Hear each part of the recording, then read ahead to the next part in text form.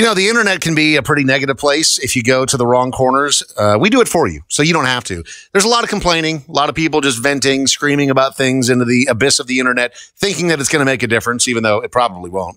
Dave, we live currently in the Karen and Darren apocalypse where no slight can be untyped.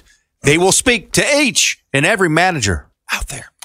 This first one is for Pop the Knot. It is a wedding planning business. Pop the Knot? Pop the Knot, yeah. Hate that name. That's a dumb name. Okay. I mean, I'll give them a bad review just because it's a dumb name. 4.5 out of 5 stars. Taylor said 5 out of 5 stars. We used Pop the Knot for our intimate wedding in June, and we worked with Michelle to help us plan it out. Wow, the whole experience, start to finish, was phenomenal. Okay. James C. said 5 out of 5. Had a small ceremony in New York City a few weeks ago. Everything was completely easy thanks to Pop the Knot. Mm-hmm. Karen, who is rather poetic, did not have a great experience. Said 1 out of 5 stars.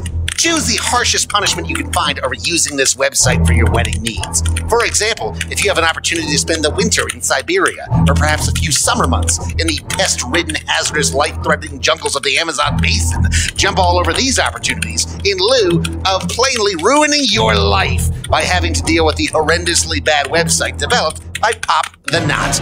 If you use this site, you better be ready to find a divorce attorney. It's never going to work out. Ooh, I don't like that manifestation of divorce.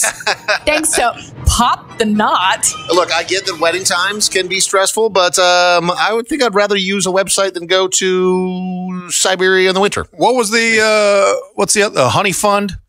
Honey Fund. I know I've sent a bunch of money to people with Honey Fund. You never seen that before? That's where you... Didn't I send you money on Honey Fund? Yeah, man, I'm divorced though, dude. Can I get a refund? So, like, yeah, dude, I didn't want to bring it up because I'm like, what, do I owe you money now? It didn't work out. Wedding doesn't work out. You got to pay him back. That's how it works. Man, that sucks.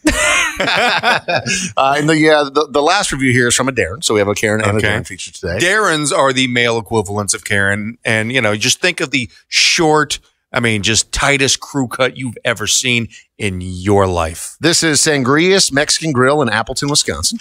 And it's got 4.5 out of 5 stars as well. Julia said 5 out of 5 starred. The food looks and tastes amazing, hilarious, and fantastic service. Hilarious. Which is an interesting way of describing service as hilarious. I like it when you have a funny server, but not a server who's trying to be funny. Well, it's a fine line. It's a fine line. That's fair. Ross said 5 out of 5 stars. Fantastic Mexican cuisine. The prices at first glance seem high, but then you get all that meat. Okay. And they will take you to the guacamole or they'll bring it to your table. And it's fantastic. Love tableside guac. Easily the best Mexican restaurant in the Fox Valley. Darren S., not impressed, said 1 out of 5 stars. I will recommend a place that is this awful to absolutely no one. I would rather roll naked in a thorn bush. It took them over 5 minutes to bring us chips and salsa, and only then did they ask for our drink orders. Before we could tell them what crappy food we wanted to order, the waiter walked away. Where you going, bro? Finally, when we got our entrees, they only bothered to give 1 side of salsa verde. Also, they didn't even offer any vegan options, so this restaurant hates vegetarians. Maybe they just ran out of the fake cheese, man.